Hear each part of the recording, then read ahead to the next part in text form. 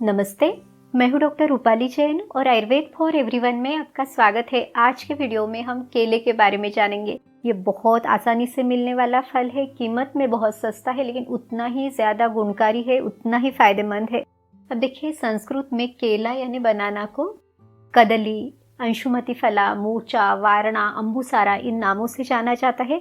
तो आज के वीडियो में हम जानेंगे कि आयुर्वेद के अनुसार इसके गुणधर्म यानी इसकी मेडिसिनल प्रॉपर्टीज क्या है, ये तासीर में ठंडा है या गर्म है, शरीर के वात पित्त कफ इन दोषों पर इसका क्या असर है, शरीर के धातुओं पर इसका क्या असर है, किस प्रकृति के लिए ये बहुत अच्छी औषधि है और किन लोगों ने इसे अवॉइड करना है, इसके फायदे क्या है और नुकसान क्या है। तो इसकी पूरी जानकारी हमें इसलिए होना ज़रूरी है ताकि हम सही तरह से इसे इस्तेमाल कर सके, इसके पूरे फायदे ले सके।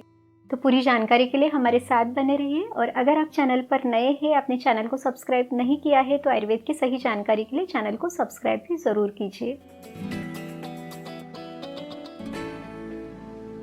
चलिए अब देखते हैं कि आयुर्वेद के अनुसार केले के क्या गुणधर्म बताए हुए हैं। तो इसका जो रस है, इसका जो स्वाद बताया हुआ है वो है मीठा और हल्का कसेला। इसके गुणों में बताया है कि ये गुरु है और स्निग्ध है। गुरु यानी ये पचने के लिए भारी है, इसे पचाने में समय लगता है। स्निग्ध है यानी शरीर में एक तरह की स्निग्धता, लुब्रिकेशन को उत्पन्न करता है। इसकी जो तासीर है वो ठंडी है। ये शरीर में वात और पित्त इन दोषों को कम करता है, लेकिन कफ को बढ़ाता है। अब देखिए, इसके जो भी गुण है, गुरु है, स्निग्ध है, इसका मीठा स्वाद है, ठंडी तासीर है, तो इन सभी गुणों के कारण ये शरीर में कफ दोष को बढ़ाता है। जिन लोगों की वात और पित्त की प्रकृति है उनके लिए ये बहुत अच्छी औषधि है। अब आप ये कैसे जाने कि आपकी प्रकृति कौन सी है? तो प्रकृति के बारे में हमने ऑलरेडी वीडियो सीरीज बनाई हुई है, आप वो वीडियोस भी देख सकते हैं।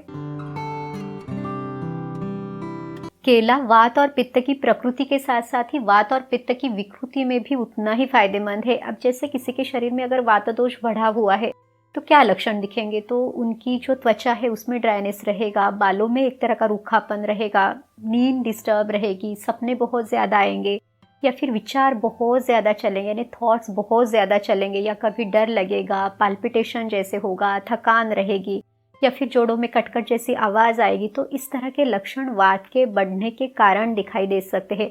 ये जो केला है इसे समीर जीत कहा हुआ है। समीर यानी वायु या वात दोष को, इसको ये जीतने वाला है। दूसरा है कि जिन लोगों के शरीर में पित्त दोष बढ़ा हुआ है और पित्त के कारण बहुत ज़्यादा जलन है या गर्मी है, या उनको पसीना ज़्यादा आता है, बहुत ज़्यादा गुस्सा या इरिटेशन रहता है, तो उसको कम करने के लिए भी ये बहुत अच्छा फल है। जैसे हमने पहले देखा कि केला कफ को बढ़ाता है, तो जिन लोगों की कफ की प्रकृति है या कफ के कारण उनको कोई बीमारी है तो उन लोगों ने इसे अवॉइड करना है, या तो बहुत कम क्वांटिटी में आपने इसका सेवन करना है। अब देखिए, कफ के बढ़ने के कारण वैसे ही जो जठराग्नि यानी पचाने वाला अग्नि है वो मंद है, और ये जो केला है ये अपने आप पचने के लिए भारी है, ये शरीर में कफ को बढ़ाएगा तो आपका अग्नि और कम हो जाएगा, और फिर इसके कारण नींद ज़्यादा आना, आलस लगना, या फिर बहुत ज़्यादा सुस्ती सी लगना, ये भी तकलीफ़ें आपकी बढ़ सकती है। स्पेशली जिन लोगों का वेट ज़्यादा है, मोटापा है, चर्बी ज़्यादा जमी हुई है, तो उन लोगों ने भी इसका सेवन अवॉइड करना है। दूसरा है कि जिन लोगों को सर्दी, खांसी, दमा इस तरह की कफज व्याधि यानी कफज विकार है, उन लोगों ने भी इसका सेवन प्रेफरेबली बहुत कम क्वांटिटी में या तो अवॉइड करना है। स्पेशली सुबह 6 से 10 बजे तक का जो समय है ये कफ का समय है, तो इस समय तो आपने इसका सेवन नहीं करना है। आयुर्वेद के ग्रंथों में जो कच्चा केला है और जो पका हुआ केला है, इन दोनों के गुणधर्म बहुत ही विस्तार के साथ दिए हुए हैं। तो जो कच्चा केला है इसे स्वादिष्ट कहा हुआ है, यानी खाने का स्वाद बढ़ाता है, रुचि को बढ़ाता है। इसकी जो तासीर है वो ठंडी है, इसे शीतल कहा हुआ है। साथ ही में इसे विष्ठम भी कहा है, यानी ये रोकने का काम करता है। तो जिन लोगों को लूज मोशन हो रहे हैं, पतले दस्त है, बार बार मोशन के लिए जाना पड़ रहा है, लेकिन जिनकी भूख अच्छी है, जठराग्नि अच्छा है, तो उनके लिए ये बहुत अच्छा है। लेकिन जिन लोगों का अग्नि मंद है, भूख नहीं है, उन्होंने इसका सेवन नहीं करना है।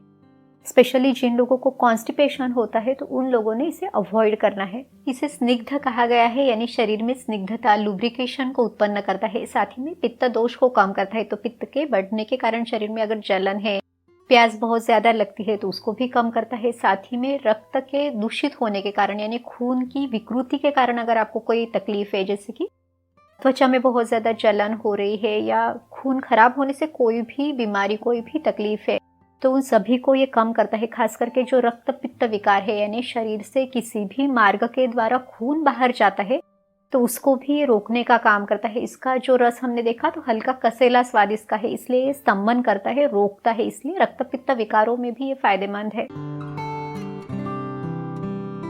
भाव प्रकाश निघंटू इस ग्रंथ में इसे क्षतक क्षय समीरजित कहा हुआ है। क्षतक क्षय यानी अगर आपको कोई लंबी बीमारी हुई है, शरीर में बहुत झीज है, थकान है, या फिर कोई इंजुरी हुई है, ट्यूबरक्लोसिस जैसी तकलीफ है, तो इन सभी में ये फायदेमंद है। इसके साथ ही समीरजित यानी वात दोष को ये जीतने वाला है। तो अगर शरीर में डिजनरेशन है, जैसे कि ऑस्टियोआर्थराइटिस है या फिर मस्कुलर डिस्ट्रॉफी है, तो इन सभी अवस्थाओं में आप इसका सेवन कर सकते हैं। आयुर्वेद में वात के बढ़ने के कारण होने वाली 80 तरह की बीमारियां दी हुई है। इन सभी विकारों में ये फायदेमंद है। अब इस कच्चे केले का सेवन आपने कैसे करना है, तो इसका छिलका निकाल के टुकड़े करके आपने घी का छोंका देके इसकी सब्जी आप बना के खा सकते हैं। ये बहुत सिंपल और बहुत एक हेल्दी रेसिपी है। सिर्फ इसको फ्राइड फॉर्म में, यानी जैसे कि इसके वेफर्स है, चिप्स है, इस तरह से आपने इसका सेवन नहीं करना है। अब तक हमने कच्चे केले के बारे में जानकारी ली। अब हम देखते हैं कि जो पका हुआ केला है इसके बारे में आयुर्वेद में क्या कहा हुआ है। तो इसे भी स्वादिष्ट कहा हुआ है। इसकी भी जो तासीर है ये ठंडी है। इसे वृक्ष यानी वीर्य वर्धक कहा हुआ है, यानी शुक्र धातु को ये बढ़ाता है। शुक्र धातु से संबंधित अगर किसी को कोई कमजोरी है, शुक्राणुओं की कमी है, तो उनको ये बढ़ाने का काम करता है। दूसरा है कि महिलाओं में अगर सफेद पानी की समस्या है, माहवारी में मासिक स्राव बहुत ज्यादा जाता है, तो उसको भी एक बैलेंस करने के लिए, कम करने के लिए ये मदद करता है। दूसरा इसका जो सबसे बड़ा फायदा बताया हुआ है, इसे बल्य और ब्रूहण करने वाला बताया है, यानी शरीर के जो भी धातु है, रस, रक्त, मांस धातु, इन सभी को ये बढ़ाने का काम करता है। किसी को मांस धातु से संबंधित, मसल से संबंधित कोई तकलीफ है, कमजोरी है या मस्कुलर डिस्ट्रॉफी है, तो इन सभी में ये मदद करेगा। दूसरा, जो लोग जिम में एक्सरसाइज करते हैं और जिनको कोई बहुत अच्छा टॉनिक चाहिए जो उनके मसल स्ट्रेंथ को बढ़ाए, तो इस तरह का ये बहुत अच्छा टॉनिक है। खास करके जिन लोगों की भूख बहुत अच्छी है, जो लोग व्यायाम बहुत करते हैं, तो उनके लिए बहुत अच्छा फल है। जिन लोगों को भूख और प्यास दोनों ही ज्यादा लगते हैं, बार बार पानी पीने का मन करता है या बार बार भूख लगती है, तो वो लोग इसका सेवन जरूर करें। इसके साथ ही इसे नेत्र रोगों में, यानी आंखों से संबंधित जो भी बीमारियां हैं, जैसे कि आंखों में जलन हो रही है, गर्मी है, तो उसके लिए ये फायदेमंद है। डायबिटीज के लिए भी ये बहुत अच्छी दवा है। खास करके ऐसे लोग जिनको डायबिटीज है लेकिन जिनका वजन कम हो रहा है, जिनको वीकनेस हो रही है पर भूख अच्छी है, तो ऐसे सभी लोग ये जो पका हुआ केला है इसका सेवन कर सकते हैं। अब देखिए, कोई भी फल कितना भी अच्छा क्यों ना हो, लेकिन हमने उसका सेवन करते समय सावधानी जरूर लेनी है ताकि उसके सारे फायदे तो मिल सके और कोई नुकसान ना हो। तो जो केले का सेवन है, भले ये कितना ही फायदेमंद है, तो 1 या 2 केला आपने खाना है। अगर आपकी भूख बहुत ही ज्यादा है, आपने बहुत ज्यादा व्यायाम किया है, तो आप थोड़ा इसकी क्वांटिटी बढ़ा सकते हैं, लेकिन प्रिफरेबली आपने 1 या 2 केले खाना है। आपके व्यायाम के बाद, स्नान के बाद आप इसका सेवन कर सकते हैं, क्योंकि अगर केले आपने बहुत ज्यादा खाए तो इससे भी अजीर्ण हो सकता है। जैसे हमने पहले देखा, इसके गुणों में ये पचने के लिए बहुत भारी है, इसको पचाने में देर लगती है, इसकी तासीर ठंडी है, तो ये सही नहीं है, इसके कारण अजीर्ण हो सकता है। दूसरा कि काफी लोग इसे दूध के साथ मिला के लेते हैं, तो आयुर्वेद में दूध और केला ये विरुद्ध आहार यानी इनकॉम्पेटिबल फूड बताया हुआ है। देखिए, इसमें ये जो केला है ये भी पचने के लिए भारी है और दूध भी पचने के लिए भारी है, तो ये जब दोनों साथ में जाते हैं तो ये दोनों ही मिला के जो जठराग्नि है उसको मंद करते हैं, और अगर वो ठीक से ना पचे तो इससे जो आम विष शरीर में बनता है, यानी एक तरह का ये अनडाइजेस्टेड फूड है जो शरीर में काफी सारी बीमारियों को उत्पन्न करता है। इसलिए कभी भी दूध और केला इनका साथ में आपने सेवन नहीं करना है। केले को दूध के साथ नहीं ले सकते, लेकिन घी के साथ आप ले सकते हैं, क्योंकि घी के बारे में बताया हुआ है अग्नि, बल, आयु इनको बढ़ाने वाला, यानी जो हमारा जठराग्नि है, पाचन क्रिया है, इसको ये बढ़ाने का काम करता है, तो आप घी के साथ इसे ले सकते हैं। वैसे ही हमने देखा कि जो कच्चे केले की सब्जी है इसमें भी घी में पका के इसको लेना है, तब ये आसानी से पचने के लिए मदद मिलती है। अगर आपको घी पसंद नहीं है और आपका डाइजेशन बहुत अच्छा है, आप कम क्वांटिटी में केला लेते हैं, तो आप वैसे भी इसे ले सकते हैं। अब देखिए, किसने केला नहीं लेना है, तो जिन लोगों का जठराग्नि मंद है, जिनकी भूख कम है, जिनके शरीर में मेद धातु या चर्बी ज़्यादा जमा हुई है, जिनको मोटापा है यानी ओबेसिटी की तरफ जिनकी टेंडेंसी है, जिनका कफ के बढ़ने के कारण कोई बीमारी है जैसे कि सर्दी खांसी, इस तरह की जिनको समस्या है, फैटी लिवर वगैरह जैसी कोई समस्या है, तो इन सभी लोगों ने केले का सेवन अवॉइड करना है या तो बहुत ही कम क्वांटिटी में इसे लेना है। आयुर्वेद के ग्रंथों में किसी भी चीज़ के बारे में जैसे उसके फायदे बताए हुए हैं वैसे ही उसका नुकसान भी बताया हुआ है, क्योंकि इन दोनों की जानकारी होना हमारे लिए बहुत ज़रूरी है।